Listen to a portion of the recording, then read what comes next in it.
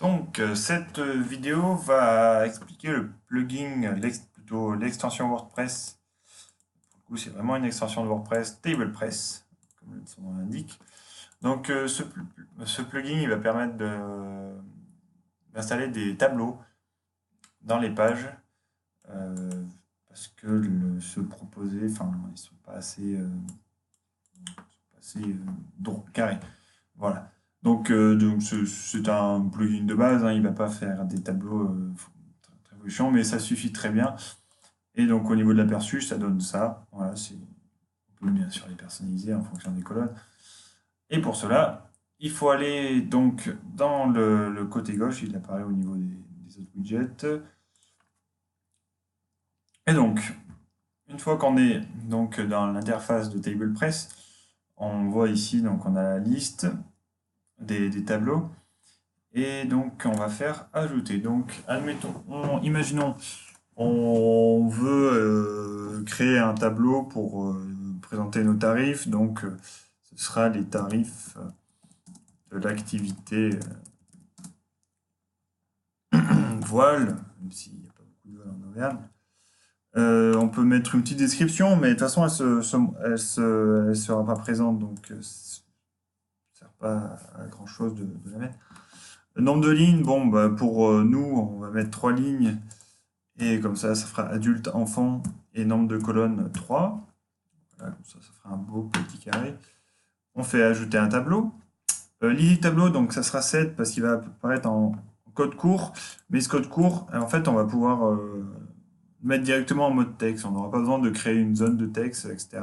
Ce qui va nous permettre de gagner de l'espace. Voilà. Voilà. Donc on retrouve le nom du tableau qu'on a précisé avant, la description optionnelle ou pas. Et donc ici, les colonnes. Donc là, on va mettre type. Ensuite, ici, prix. Prix voile. Voilà. Et prix kitesurf. Voilà. Ici, nous allons mettre pour les adultes. Ici, pour les enfants. Voilà. Donc vous voyez, on a vraiment un visuel déjà du tableau. On remplit directement. C'est ça qui est assez pratique. Les cases, à chaque fois qu'on clique dessus, on est directement, on a vraiment la case qui s'élargit. Donc on va mettre 20, ici 15, ici 10. C'est vraiment pas cher, mais c'est vraiment un titre indicatif. Ici 8. Voilà, donc on peut insérer un lien dans les cellules si on veut. J'en aurais pas besoin, hein. Si on veut directement renvoyer à un site, par exemple, on peut insérer un lien. Ici, si on veut mettre une image de fond pour chaque case, bon design, on met insérer une image. Et là, c'est pour l'éditer avancé, c'est pour tout simplement modifier. Voilà. Et on peut mettre en fait en format code ou ajouter du HTML5. Voilà. Donc, moi, je laisse comme c'est, ça nous va très bien.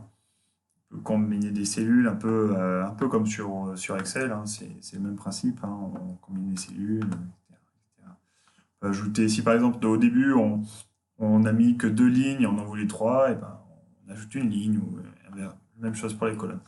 Voilà.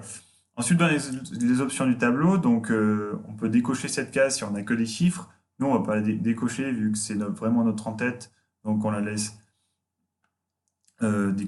cocher. Si on a un pied de tableau, on coche cette case, mais vu que notre dernière ligne, ce n'est pas un pied de tableau, on va le laisser comme ça. Pour alterner les couleurs, en fait, il va mettre une couleur bleue ici, une couleur blanc, et puis une couleur un peu plus foncée ici. On met en couleur. La mise en surbrillance au survol, ben, ça permettra de voir où est-ce qu'on en est. On peut montrer le nom du tableau, comme je vous l'ai dit, ou pas. Voilà, ça dépend. Et puis, quand on fait montrer, ben, on le met au-dessus. Mais ça, on ne l'utilisera pas. Nous, on va préférer utiliser une zone de texte quand on a un tableau. Voilà, comme ici, en fait, on met la zone de texte juste à côté et les tarifs. Ça évite de surcharger la page. Et puis là, en fait, c'est le contenu JavaScript. Donc, par défaut, en fait, un utilisateur va pouvoir, même s'il n'est pas administrateur du site, va pouvoir modifier le tableau. Donc nous, on veut pas ça, donc simplement, on va décocher cette, cette case qui va permettre de décocher tout le reste. Si vraiment on veut pas tout décocher, ben, on décoche un truc 3, mais nous, on décoche tout. Une fois tout ça c'est fait, on sauvegarde.